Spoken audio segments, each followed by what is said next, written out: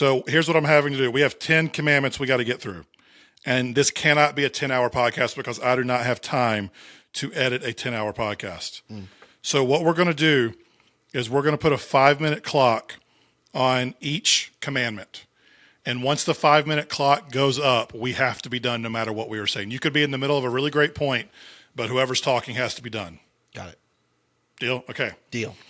I mentioned it in the opener, but for those of you who skip right past the opener, here's what I did. I loaded all 20 transcripts from season 1 of the podcast, along with about 100 transcripts from my daily reels and TikToks into ChatGPT. And I said, analyze all 300 something pages of this and come up with 10 commandments for healthy sports parenting.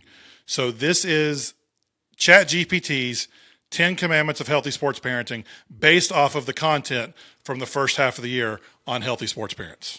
The 10 sports commandments. All right, here we go. Clock will start after I read the commandment. Okay. Commandment number 1. I will remember this is their journey, not mine.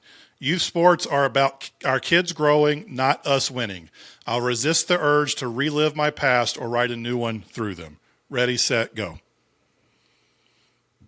Okay, am I just reacting to these? This sounds sure. We did a lot of prep here. Yeah, so I mean, I think this is a cliche one because you see it all the time where it's like, okay, so it's the dad, typically the dad that's trying to relive his glory days of high school sports or whatever else. And so I love this one because it is a great reminder that like just because I played baseball doesn't mean that my kid is going to love it. Just because I was a catcher doesn't mean that my kid is going to want to do that. You know, that just because I did specific things, you know, I watched Tom Amansky's Skills and Drills and, you know, I was hooked because Fred McGriff, the crime dog, sold it, you know, and I'm like, okay, that was my prep and I, you know, did all this in the living room.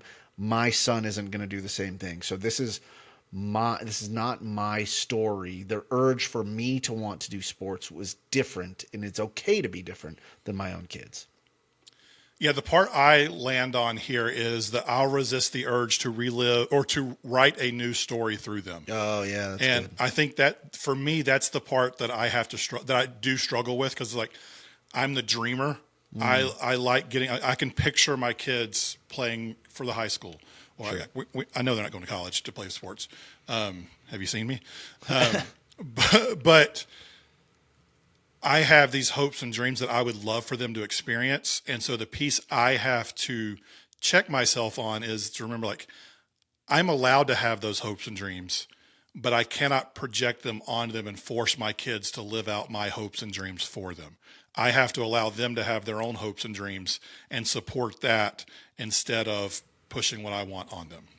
And it's you know, it's multifaceted here because it's like youth sports are about our kids growing, not us winning. I've had this conversation with my 13-year-old recently since summer is, I don't know when this is releasing, but summer has started and, you know, all that.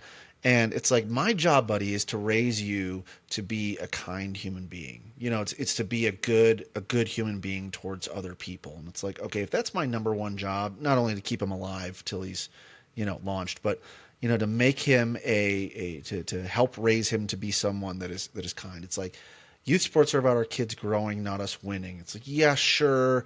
Is it going to be memorable if your 9U kid wins the bronze bracket of your local U trip? Yeah, great. Is he going to remember that? Maybe.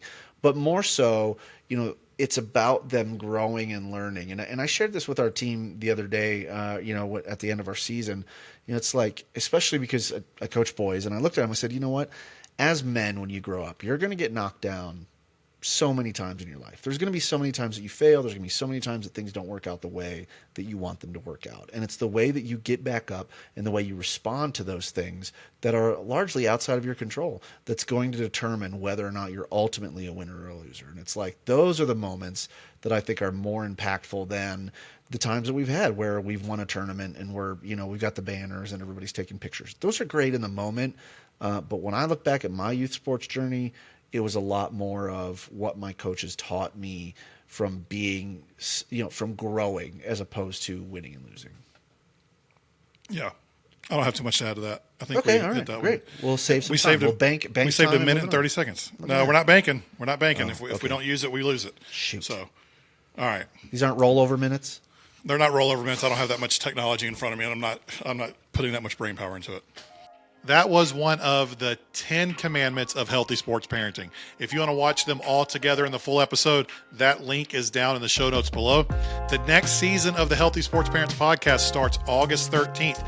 If you want that, make sure you subscribe here or on your favorite podcast platform. If you want daily videos with different topics, make sure to follow us on social at Healthy Sports Parents. We put out a new video every single day. Most of all, enjoy watching your kids play the sport they love. We'll see you soon.